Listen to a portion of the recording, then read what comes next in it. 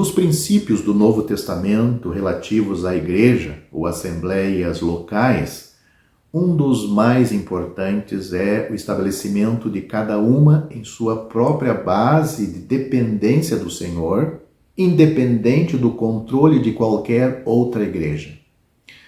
No padrão do Novo Testamento, não existe a fusão ou a combinação de igrejas, mesmo em um distrito, para formar uma organização ou sistema. Não há um centro a partir do qual todas sejam governadas. Cada igreja de Deus é um termo do Novo Testamento para a igreja local. Cada igreja de Deus é responsável perante o Senhor, sob a direção do Espírito Santo, de acordo com a vontade revelada de Deus. Se isso tivesse sido aderido, as seitas não teriam surgido até os nossos dias. Se isso teria sido aderido e preservado desde o início, não haveria seitas como vemos por toda parte. Isso envolve um outro princípio, a saber, a dependência do Senhor para a provisão de dons espirituais, como presbíteros ou superintendentes, chamados de bispos em Filipenses capítulo 1, versículo 1 e Atos capítulo 20, versículo 28. O Novo Testamento não apresenta algo como um único ministro sobre uma igreja. O trabalho temporário de Timóteo em Éfeso era o de um missionário visitante, 1 Timóteo capítulo 1, versículo 3. Ele deveria providenciar para que homens fiéis agissem como ministros da palavra depois que ele partisse. Leia 2 Timóteo capítulo 2, versículo 2. O levantar de presbíteros ou anciãos numa igreja local sempre foi obra do Espírito Santo. E o reconhecimento deles na igreja foi baseado em suas qualificações manifestas em caráter e conduta e no exercício existente da mordomia deles.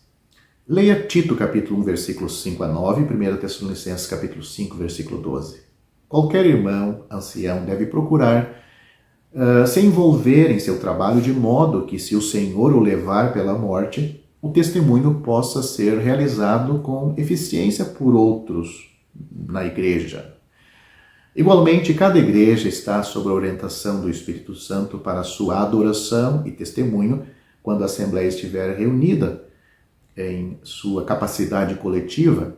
Leia 1 Coríntios capítulo 14, versículos 26 a 33 e Filipenses capítulo 3, versículo 3.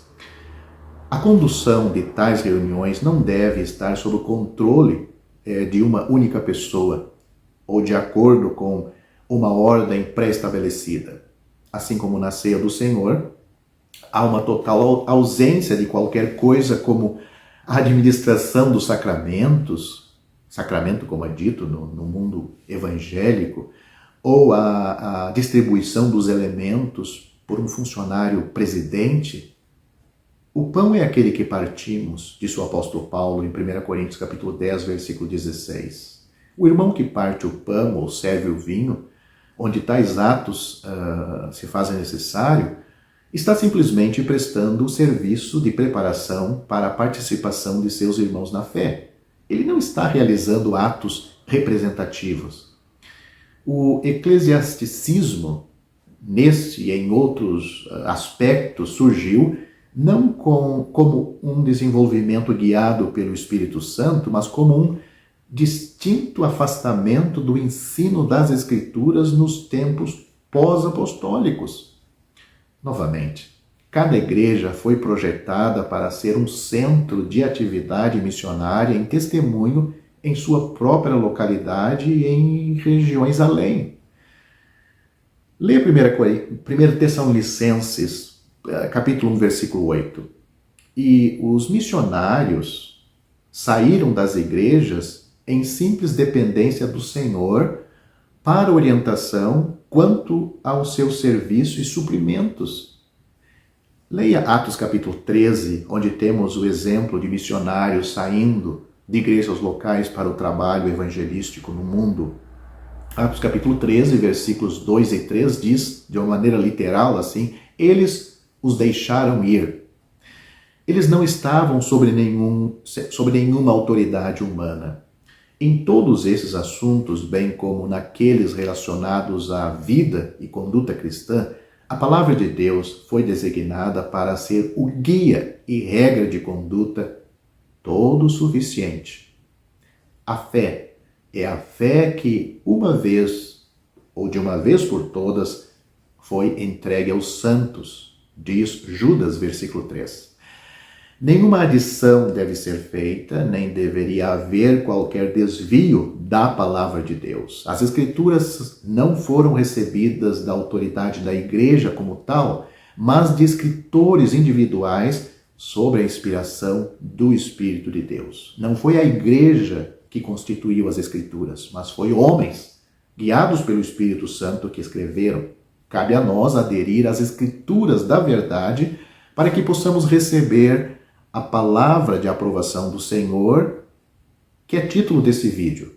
Tu guardaste a minha palavra e não negaste o meu nome. Foi dito para a igreja de Filadélfia, Apocalipse capítulo 13, versículo 8, que é um quadro profético das igrejas fiéis dos últimos dias. Pouca força, mas tu guardaste a minha palavra e não negaste o meu nome. Esta igreja em Filadélfia tem duas coisas importantes. Ela tem o nome do Senhor e a palavra do Senhor, e mais nada.